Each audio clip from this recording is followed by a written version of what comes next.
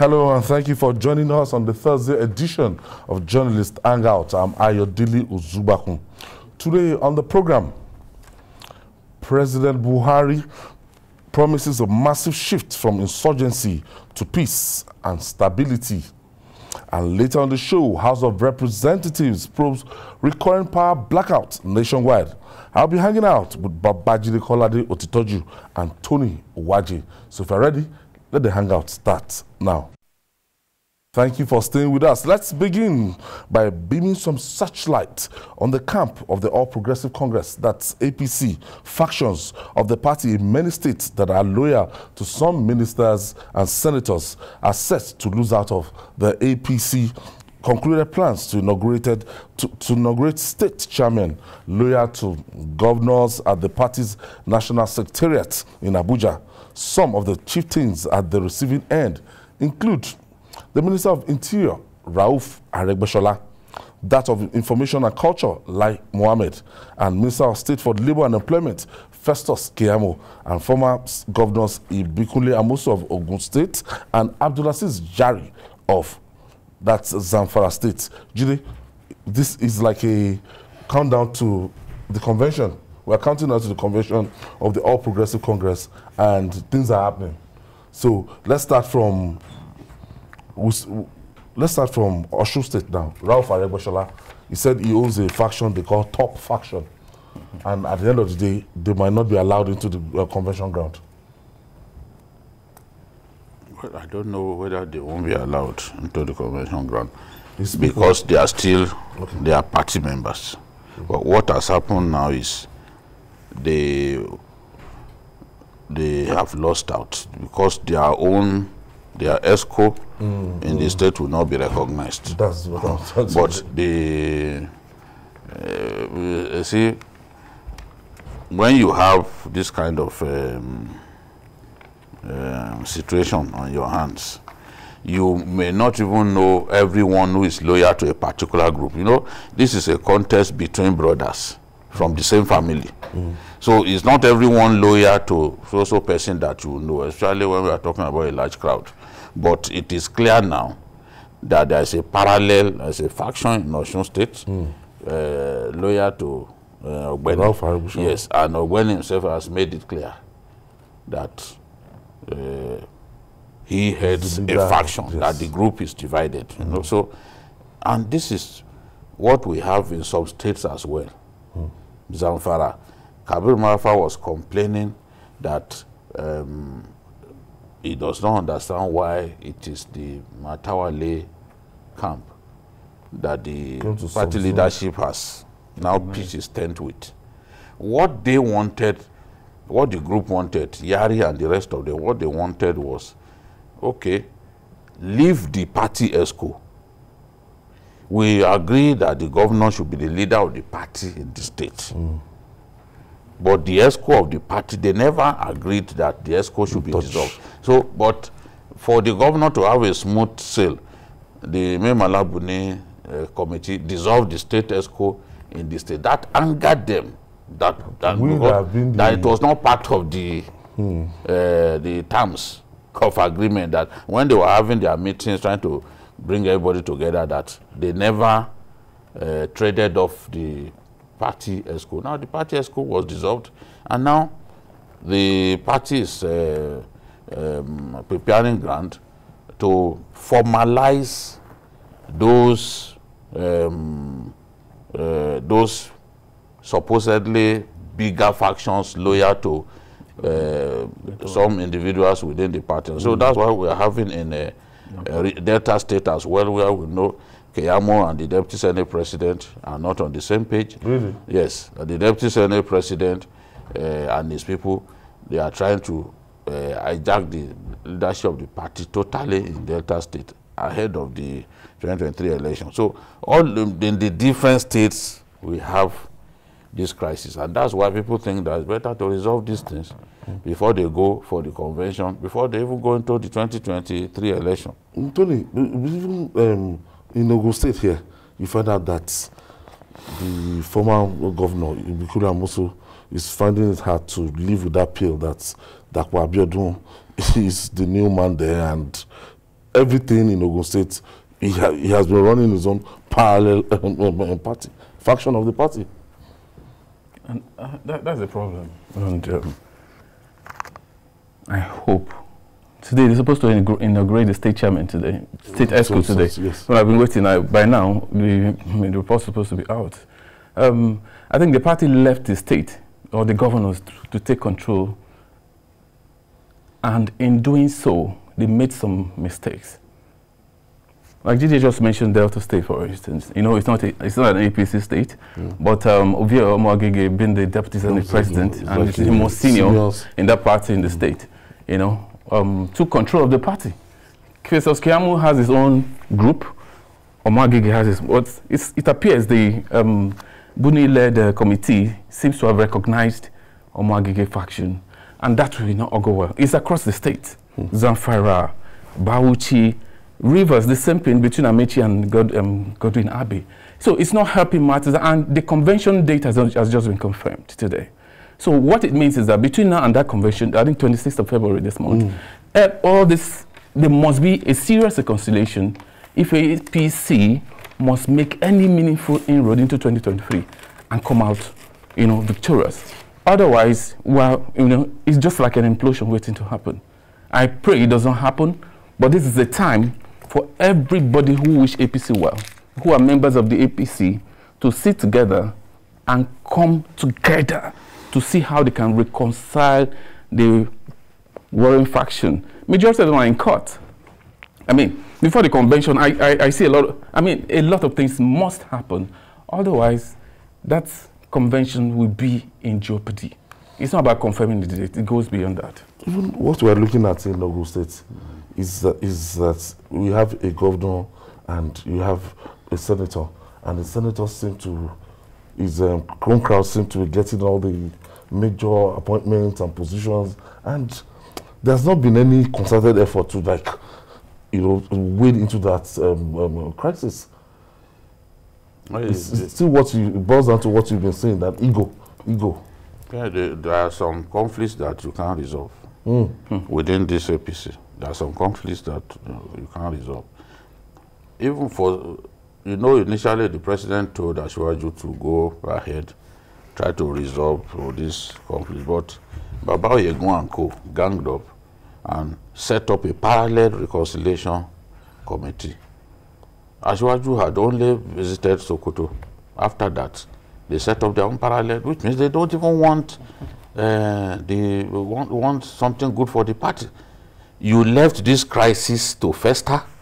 Now, when the president now said someone should go and resolve the crisis, it was at that point that it occurred to you that you should now set up a parallel reconciliation, timing it to perfection, to match the time that Ashwaju began to do that work. That was on the eve of the 2019 election. So at the end of the day, what have we seen? No progress. A lot of the crises are still there. As I've said repeatedly, Malabuni, you've got to give him credit because of some of the work that he has done. But when it comes to reconciling aggrieved people within the party, there is a lot of work to do. They found a way now. Malabuni has secured one of the ministers, one of the senators from what's it called, from Taraba State, Senator Buacha. You know, from Taraba State, he has defected to the party. They've taken him to see the president as they usually do. But the point that we are making is, it's not enough to bring in heavyweights. You must resolve outstanding issues. And if you leave outstanding issues, look at someone like Yari and Marafa. Marafa is very popular. Yeah. It's very popular. They'll put down the roof of the party. So if you don't resolve this thing, I really don't see how you can carry on like this. Okay, moving on now. As insecurity continues to rise, more states are coming to the realization of the need for collaboration and homegrown strategies The governors of Ogun State, Dapo Abiodun, and Oyo State, Seyi Makinde, have met over rising insecurity like kidnapping and armed robbery in the two states. The two governors had a meeting at the Presidential Lodge, Abeokuta tagged Ogun Oyo joint security meeting with the aim of having collective approach to insecurity in the two states. Being the gateway state, Ogun State shares border with 4 southwest states and Republic of Benin. Out of all the states, Oyo has more connection with the state, with borders in 6 out of the 20 local governments in Ogun State. The increasing insecurity along the borders of the two states prompted the Ogun State governor to approach his Oyo State counterpart on the formation of the joint security along the borders. The event, held at the Presidential Lodge at Abeokuta, Ogun State, had the presence of top security chiefs, traditional rulers, representatives of the two state governments.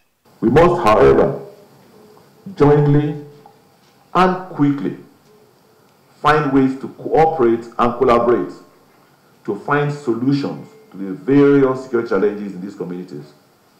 This is why today's bilateral meeting is extremely, very important and very timely. But the state government will continue to promote partnership between our state and all other states, particularly in the southwest and other states in the nation in general. With this partnership between our two states, an enduring peace and security that will promote sustainable economic development and will engender individual prosperity of both our people in Ogun and your state. What we hope to achieve is a long-lasting solution that will benefit the good people of both states. And of course, we cannot do it without everyone that is in this room, including the traditional rulers, because in Oyo State, we did an involuntary policing effort where we involved vigilantes, traditional institutions, and that has helped us. So we're here to share all of those ideas. After the initial reasons for the meeting of the two states on security matters, they went into a technical session to design strategies and mode of operation, and they came out with their position. The meeting agreed to implement the following initiatives in the short possible time: threat assessment and analysis along the border corridors, deployment of CCTV on interstate highways, setting up of outposts along the border communities for the use of the Joint Border Security Task Force, harmonization and mainstreaming of voluntary policing and informal security outfits. With the current arrangement between the two states and the initial relaunch of OP MESA by the Ogun State government, criminals may not have a hiding place in the gateway state. Kazim Olowe, TVC News, Abeokuta.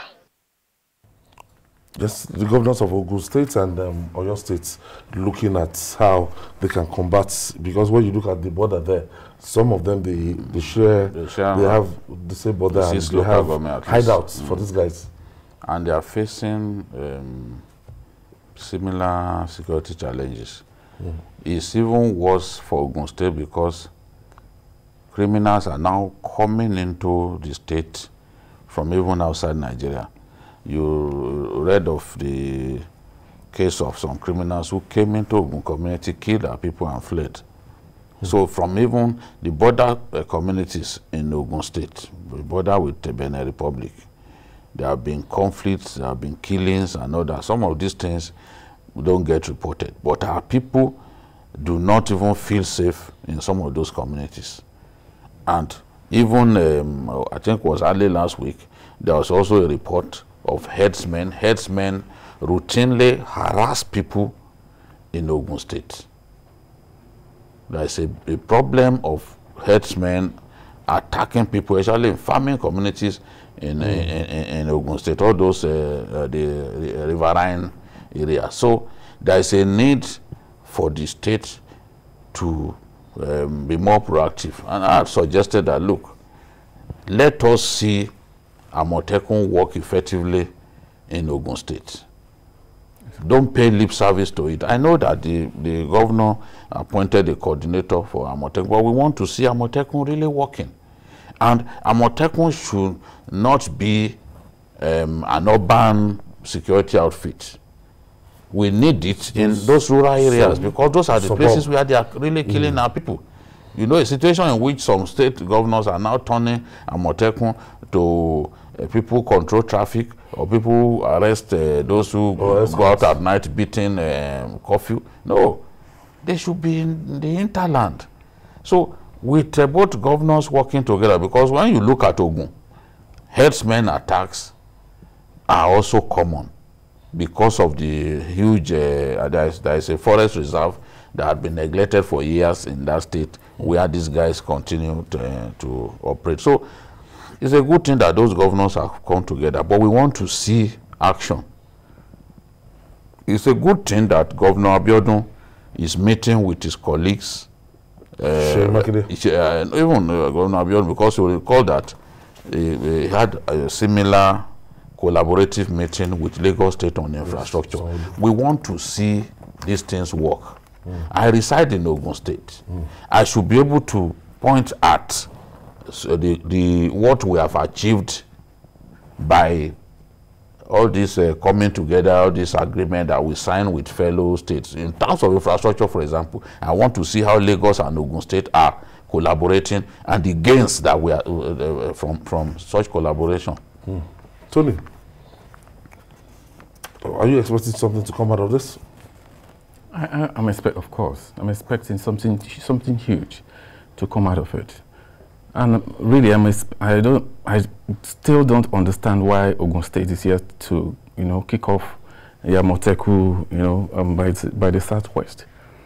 Okay, Lagos is understandable, but Ogun State, I mean, it would have been easy coordinating with Oyo and all that, So I would expect maybe at this juncture, Amoteku needs to, the need to form it in Ogun has come. Yes, they have it already. They have it, but they have it, but it's not like Oyo and Ondo State. You need to be like seen. Ondo State, we know Amoteku yes, we need to see it. Presence. Now yes, I'm happy the governor has seen that there's need to collaborate between the two states, and for me, that collaboration can only work effectively if Amoteku is seriously and effectively formed in Ogun, in the border town and all that. But most importantly, what I'm just so happy about is that they didn't allow politics to becloud the sense of reasoning here. Yes. The APC governor and the PDP governor, this is how it should be, irrespective of political party. And I hope other states that have been similar character can come together and tackle issues like, apart from security, infrastructures and others, roads, network, they can interconnect. Yes, you don't need routes. Yes, you won't even know when you leave a particular state to the other. Like that, even in Ogun State. Yeah. Some parts of Ojodu, if you are not told, you will not know which one is actually Ogun State. Even when you are inside the Akute area, Alagbole, for example. Exactly. Some parts of Alagbole are actually even Lagos State. No, if you go to yes, some parts of Alagbole are actually Lagos State. If you are there's one axis in Bega bus stop.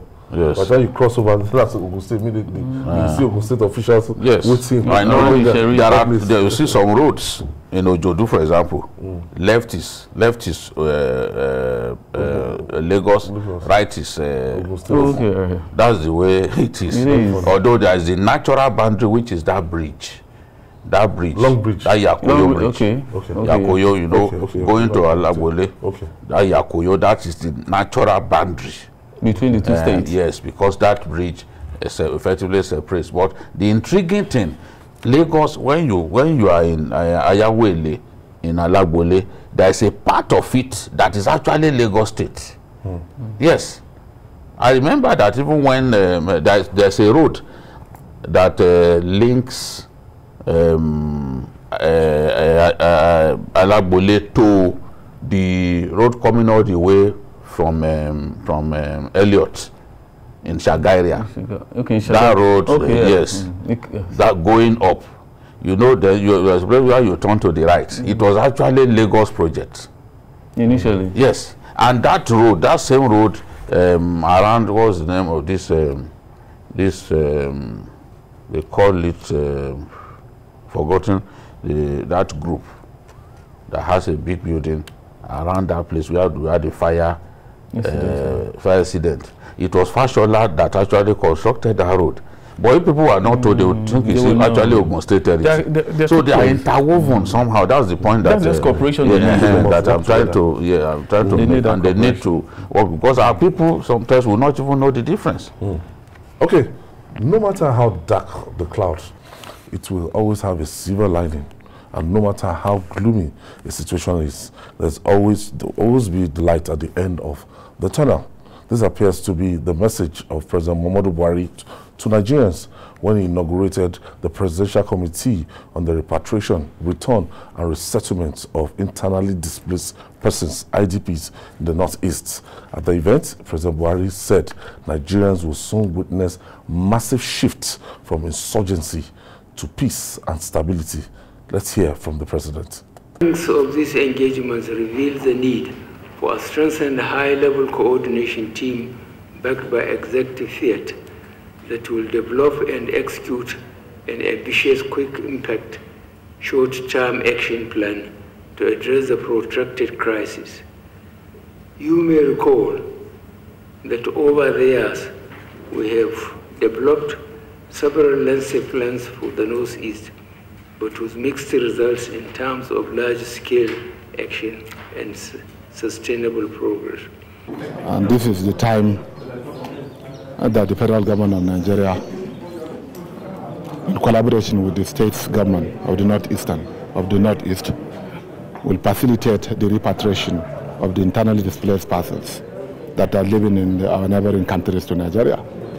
The committee is also to look into the management of the repentant Boko Haram members. So indeed we are so grateful, and the entire Northeastern state government will give maximum support to this committee.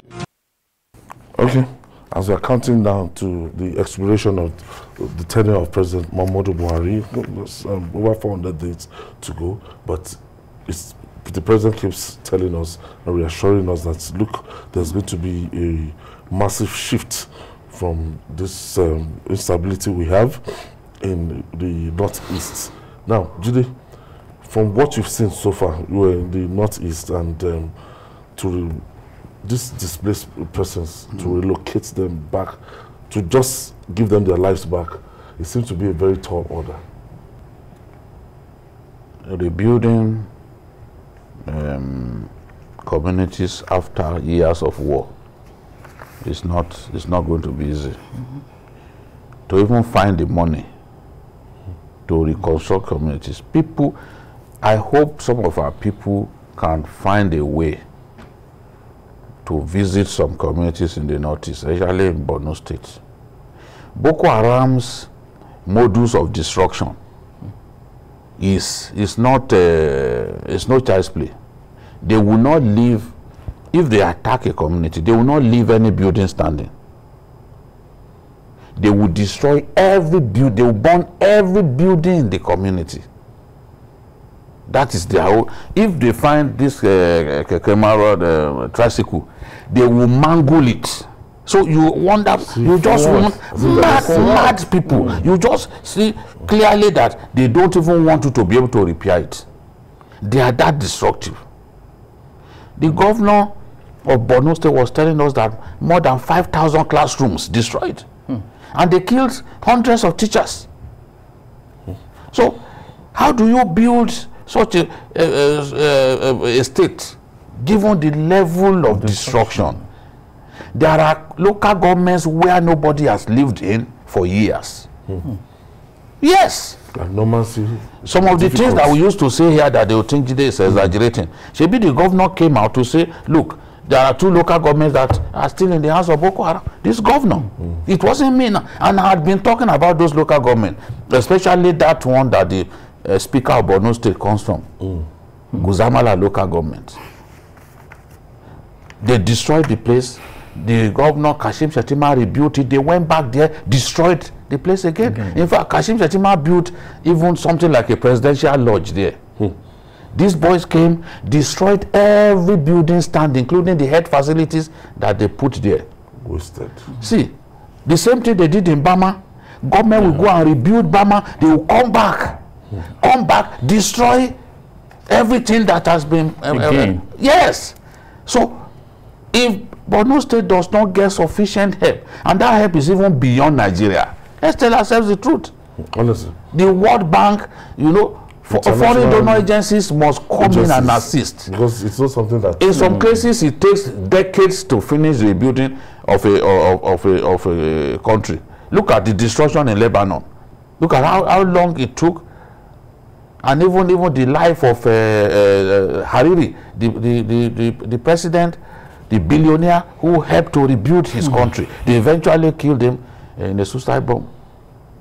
So it's not child's play at all. I look at those communities who will rebuild. Some of the people would like to even return, but there's no house to return to. So this is the thing. Now, as we make efforts to rebuild, we also must defeat the enemy. First and foremost. This governor rebuild while still existing. In Mafa local government, I know he's made efforts, brought people back to some communities, you know.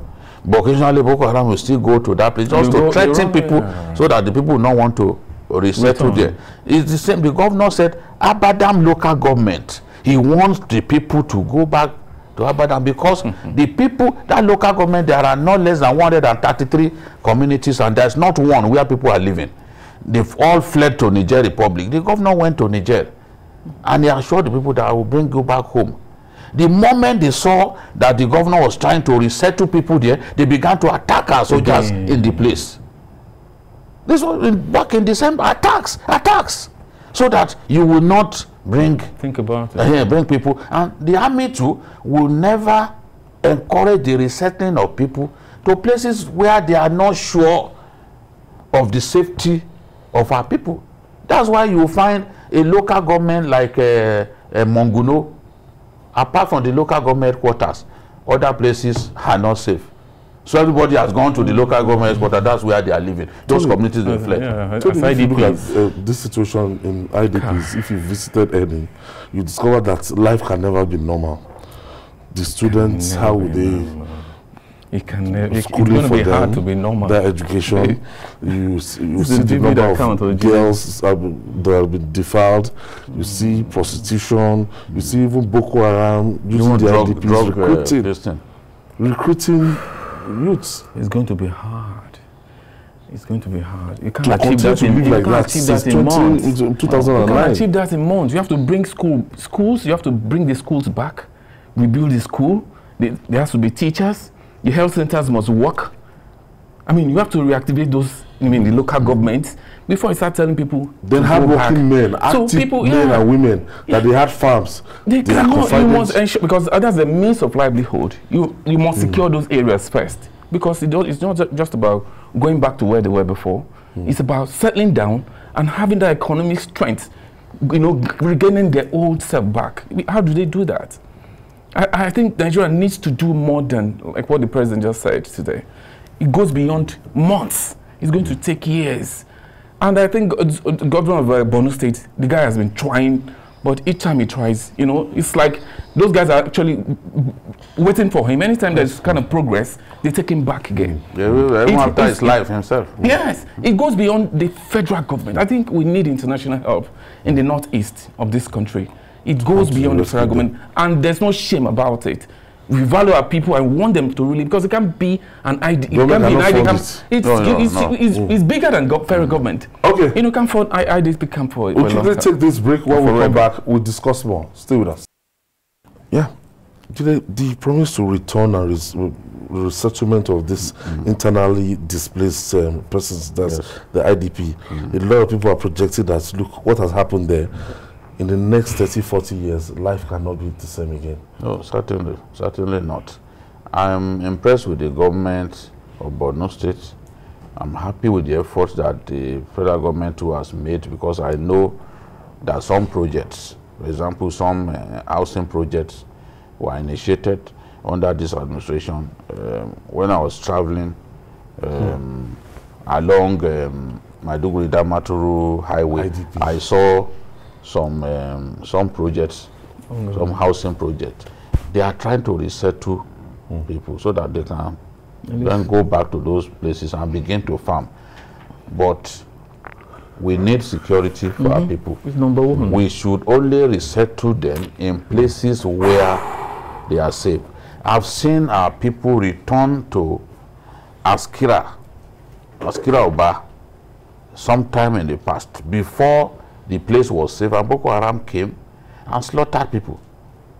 So we should only resettle them in safe areas. Secured. What the government has done in Borno State, you won't hear that school children were kidnapped in Borno, for example, because the government, beginning from Senator Kashim Shettima, they built mega schools.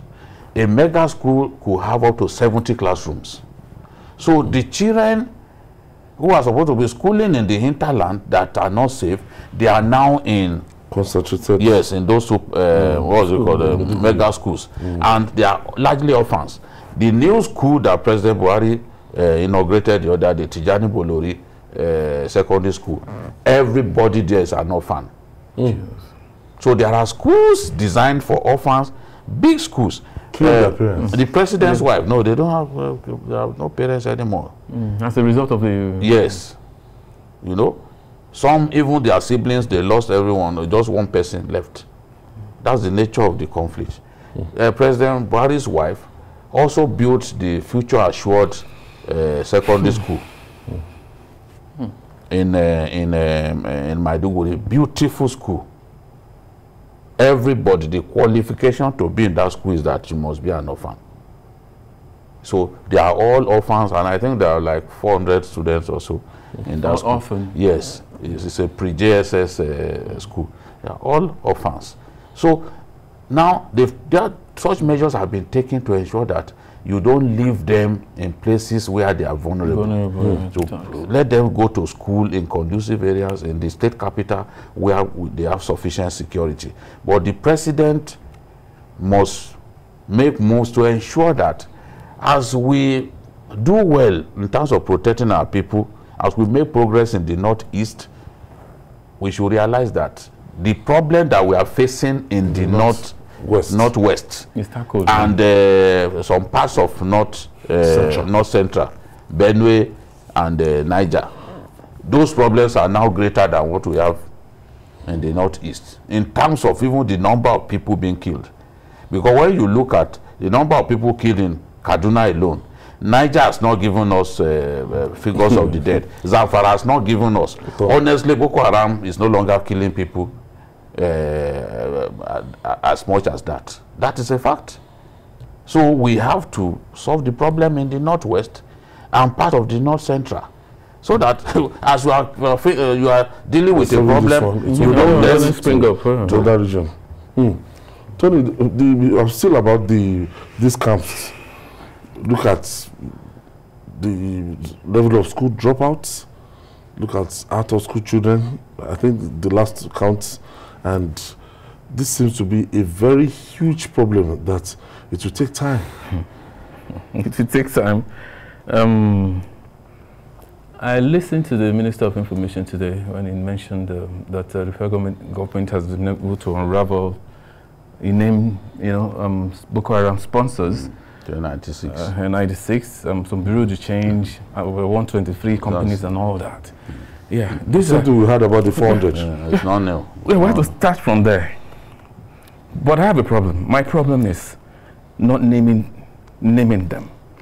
It's not about telling us that we have 96. It's when you name them, shame them, let them face the judiciary. There must be justice. When you do that, yes, because this is the engine room of this insurgency. That's where the funds are coming from. If you can tackle it, bring those people, bring them out, let's see, and try them publicly. If we don't do that, I don't know how we're going to succeed in the next couple of months, as the president is suggesting. It's going to be practically impossible. How are you going to do that? Because those people are still going to keep funding. They're still going to continue to buy arms. They are still around there. You're not catching them. Those who are caught, most times they are pardoned. I mean, these are, for me, these are the things you have to do first before you can then say, okay, being able to, been able to do this, and for the past 3 or 4 months, they've been calmness in this area. Then I think the next step is to see how to get them back, ensure their security, bring amenities back, schools, housing, make sure they can go back to their farm, secure the place, police stations, you know. Put police there. Can we do that? Can we post policemen to those areas? It's not possible. I don't see any policeman going there. They will rather run away and disappear into thin air. So until we get these things done, it happened before now. When they were training some policemen, their wives. They were training some policemen with the intention of sending them to the northeast. They said no. That's not going to happen. I think it was like 2 or 3 years ago. Their wives came out. Their wives so what is the meaning of this? Can even police enlistment into the recruitment into the police force? You can see the the south, yes, southwest, southern. So you can see the number coming from this side. So it tells you that we have a problem. The president needs to go beyond this. The service chiefs, I think they need to change strategy. Beyond saying things that we will be happy to hear. Sound bites. Just politically correct. Go ahead, take concrete steps to defeat the insurgency. This insurgency has lasted too long. It's embarrassing. And we can see that they are even opening new frontiers. That's the big embarrassment. And that day we saw them on the road. That's the way of telling us that, look, you people, your security men are not ineffectual. No, that's shameful. Okay, look at this IDPs. This IDPs.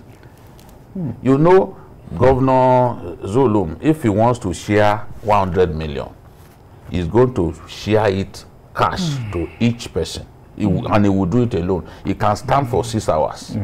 I've never seen anybody like that.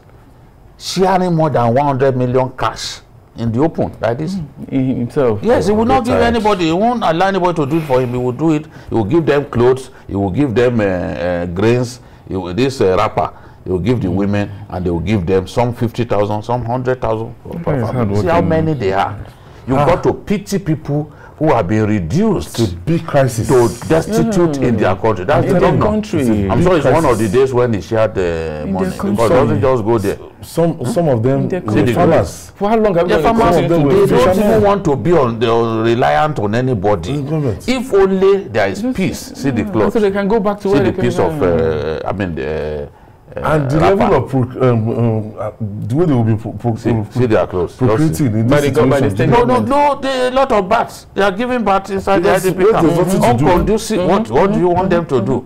If a family is living together, they will definitely. They will reproduce now. Some will even get married inside the place. Some children were born in the IDP camp and they already grown up. I've seen like that way, yes. Because these people had been in IDP camp for years and years. And for them, it's a way of life. For years. Some too have been living in the forest for years. I said somebody was telling me that a boy, one of the Shekau faction guys that defected, his son had never seen banana before. Because right there in the forest where they are, it doesn't grow. So it was, they didn't even know what it was. All his life being in the forest, So they've dehumanized people. A lot of people. They've dehumanized people. So government needs to do a lot more. Let's improve the security situation. People will be happy to go to their communities and farm. The good thing about Nigerians is our standards are not high. The government built just 1 kilometer road. And we will be hailing them. We are happy. A government sinks borehole. These are things that governors should do without anybody prompting them. But they do it. We are happy. We'll be hailing them that they are the nicest thing since sliced bread. Our people. They don't demand so much from you. Just have the conscience. Just have the conscience to try your best. Do your best for them, and they will be happy. They will be grateful, and history will also judge you the right way. And they always telling us we should buckle our belts, we should fasten our belts every year. Since the Shagari years, they've been telling us to buckle up our belts. Since the Shagari years, people will ask, when are they going to enjoy their country? Exactly. Honestly. Yes, when is the country going to give back to us? We've seen countries give so much more back. Your children, they allow them to go to school, they don't pay school fees. Nigerians, some Nigerians who are abroad, they see this happen. So you will be happy to pay your tax. because you know the government also is living up to its obligations to you. And security is one of the most minimal obligations that a government should meet. That's the thing. So that at least when you are secure, you can go out, go to school freely. Security how many? Look at Kaduna now. Do you know how many children now are out of school? When bandits are harassing them all the time, they even had to shut Kaduna schools for a long time. So when children hear of their mates being kidnapped in school, how many of them will feel like going back to school? So when people come up with that figure, when they are talking about Nigeria, they will say 13.5 out of school children. This is the same figure that they've been bandying about since 2014. It's a lot more than 13.5 million. Okay, and finally, let there be light is now the call from the hallowed chambers of the National Assembly. The House of Representatives has resolved to investigate recurrent power blackouts across the country. This followed a motion of urgent public importance moved by Priye Oseke from Bayelsa during the plenary on Wednesday. The motion, titled Urgent Need to Stop Recurrent Power Blackouts and Wanton Mystery and Degradation of Lives in Bayelsa, was amended to cover all the states in the country. It is time to start asking serious questions over perennial blackouts in the country. Tony, it's not a new thing in our generation. Exactly. That's so, they've taken the light. It's not a new thing. I'm surprised that they are even waking up to it. We've been expecting this for a long time. It's not about them. It's not even making pronouncements and not this probe. It goes beyond that. These people, they need serious. When the president administration came on board, the few weeks, after the inauguration, like 3 weeks, there was electricity. I remembered very clearly, and we talked about it on this show. I remember I wasn't buying fuel. So generator sellers selling their generator. And the civilians, except maybe you want to go and full, you want to go and drinks, fuel your car. The deep freezer, everything. They say it was the body language of Mr. President. So you remember, so it is the days after. Body language. Body language generate electricity. So after that, they realized that, let's go back to it. It tells you that these are things that can be done. These are human. It's man-made. We can change this if we sit down together, because a country without power, you can see, you can tell. You go, you stuff your refrigerator, and days after, those things are gone because no power. Your generator is even suffering because every day you're maintaining it, you're fueling it, and all that, you're changing and all that. That the House of Representatives is standing up, I'm not impressed yet too. I think that's what the presidency has to do. Then we have to look at those, laws, tying those power generating companies, I've listened to a lot of people, they tell me, I know there are certain laws that tie in the hand of government. I said, this book cannot be bigger than government. We must go back to those laws. We cannot continue to run Nigeria like this, where some few people feel they give us electricity when they wish. Today I saw some of them in my street. I had to stop. Like, what are you guys doing around? For some days, no electricity. So what? You want to cut? You want to disconnect people again? We need to get to that, and we must be serious about it.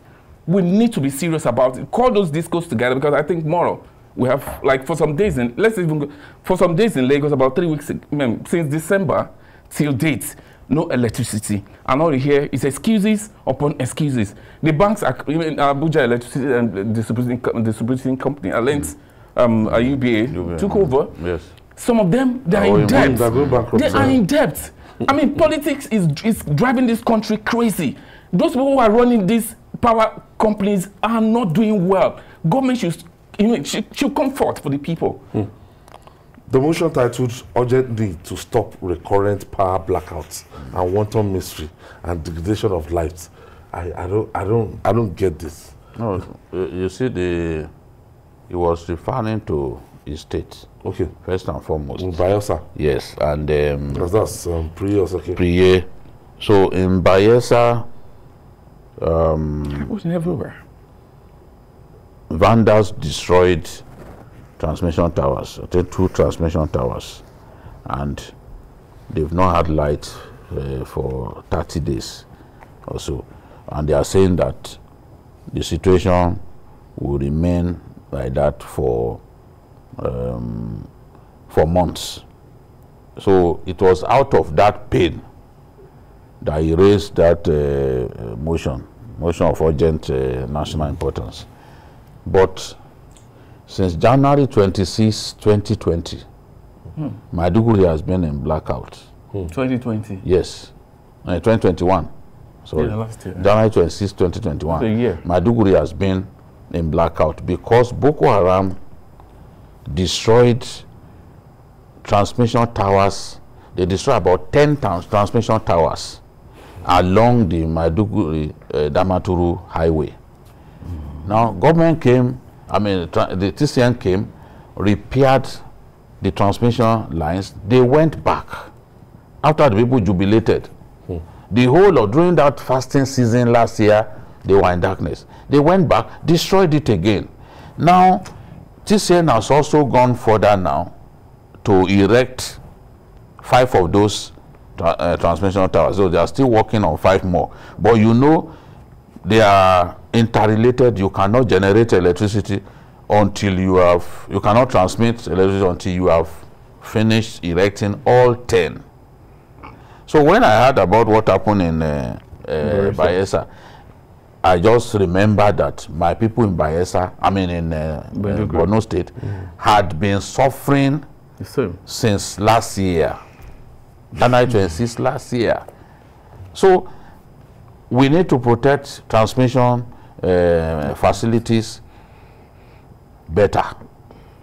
If we finish after all this pain, if we finish the repairs, will it make sense to allow Boko Haram to go back there and destroy it again? So we need to protect these transmission assets.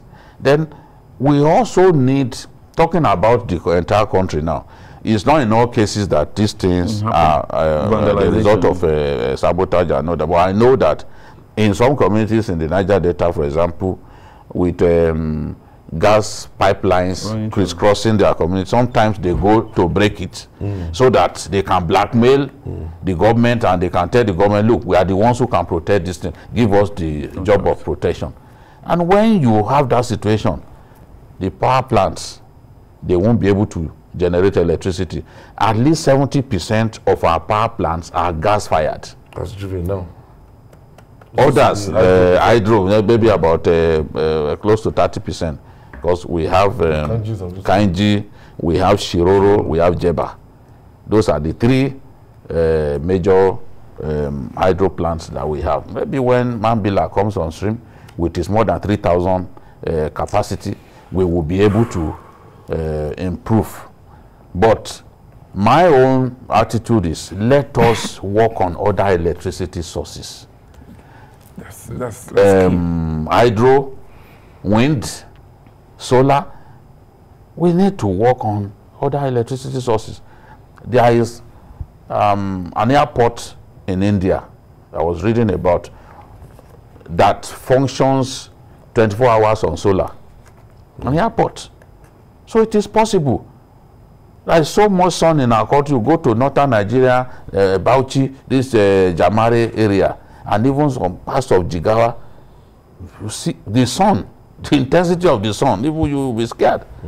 So we can do much better in terms of alternative energy sources than we are doing currently, so that we won't be relying so much on gas. Look at Aregbesola, for example. This Aregbesola thermal station is the biggest in West Africa, with about 6 turbines. But sometimes they have gas to turn just 3 of those turbines. That means even at their installed capacity, they cannot function at their installed capacity because of gas constraint. Gas constraint is a big problem. And if you do not generate enough, there is no way that transmission company will be able to wheel at that point. That's usually what causes this system failure. You must generate up to an optimum level before they can take what's been generated. Olalade is calling us from Ilorin. Olubakwan, Babajide, Happy New Year. Happy New Year, sir. Same to you. I've been trying since last year, so today I'm not with the television because there's no power supply here in Yari here. So even my parents have not had light for almost 3 months. So that's the general problem. What I want to say is that we should just they should have had over those things, so those who have experience who can do it, even if it is foreign countries, because power is the driving force towards any economic growth.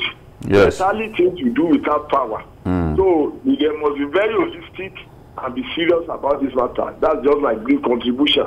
Thank you. Thank you. Thank you for your short contribution. And it has been like that, and we'll need trillions of naira sustained investment into that sector before we can get that sector moving. See, I know we can do better, and we can even look beyond using gas to power electricity and all that. We can look into other areas. But the people presently manning it are not doing it effectively. Okay, they lack customer service. They don't have capacity. But they lack customer service. They lack customer service. This is no longer a government, federal government parastatals. These are privately run businesses. And I expected a change. When they bought it from government, I expected something, a shift. Like how private sector run businesses. If you want to interrupt power, you let the people know ahead. Send out mails. Carry them along. Give them that respect. I mean, I confront them all the time. Like, you are not. This is not the old network. Still government. The discourse. I'm talking about the discourse here. They don't have human feelings. That is where the problem is. And you must engage the people all the time. They must know what's going on. You don't switch off light for months without knowing what's going on. And then they wait till you return it. It's all about you aggravate the situation. That is where the problem. I mean, it's crazy. And where they see that people are not paying frequently, they will deny them. Yes. And divert it. If you're not reaching that area, divert it to people that have the financial. We're prepared now. We're prepared now. They are just not efficient enough. Yeah, they are not efficient. Every sphere of is like a relay. The power sector is like a relay. Starting with generation to transmission and then distribution. Distribution is that leg of the relay that interfaces with the people. They are the ones that people know. They take because they are the ones who take it to you. That's why they should be different. So there is inefficiency in the chain. Yes, in the whole chain. There is inefficiency. And let's appeal to our people. Stop beating the officials. I said they should jail them. There are laws. If anybody beats them, against that. To check, disconnect. People in our country take the law into their hands because we don't punish people enough. I was reading where someone said, see, this guy that killed people the other day, he knows that he will not be killed. When you punish crime, people be scared. And when they can see that, look, this person didn't get away with it. But no, now people are funding Boko Haram. We can't even arraign them. We can't bring them to court. So when are we going to jail them? When Chad arrested Boko Haram men the other day, they executed a public execution. That's what we need. They don't deserve to live. Tony Waje, that's what we need. That is what we need. Same to you. Same to you. Thank you. And that's our offering today. Join us tomorrow for another edition of the program. And don't forget to watch Journalist Hangout on Sunday from 1:30 to 3:30 p.m. on Sunday. Journalist Hangout on your YouTube, youtube.com/TVC News Nigeria. I'm Ayodele Ozubaku. God bless Nigeria.